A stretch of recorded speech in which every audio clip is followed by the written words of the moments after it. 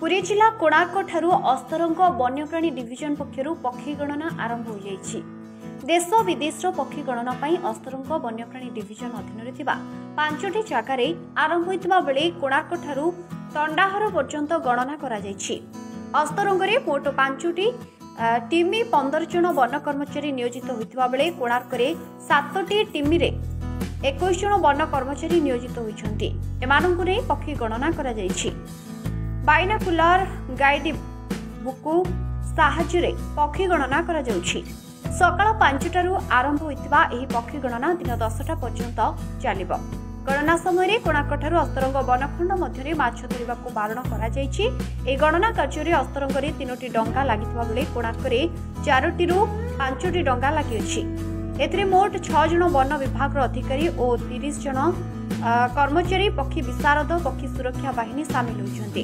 अस्तरंग one अधिकारी एही पक्षी गणनार मॉनिटरिंग करुछन्ति।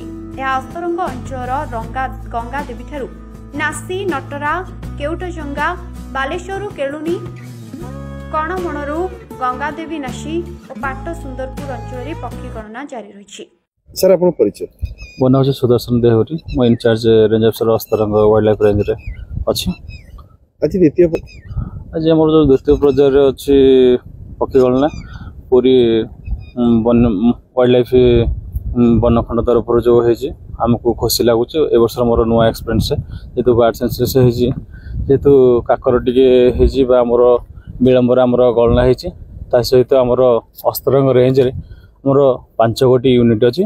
प्रति यूनिट रे 3 जन एक डेप्यूटी होती जन फॉरेस्ट गार्ड ता सहित आमर लोकल जो स्क्वाड अच्छा एक्सपर्टर से नियोजित कर से यूनिट रे भी आमको परिवेश भितर 2 जन सामिल कर बर्तमान सहित आम 8-10 प्रकार जातिर पक्षी आम पाई सारीचु।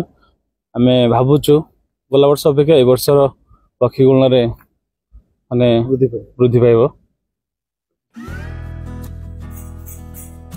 Bureau report HR TV Odia.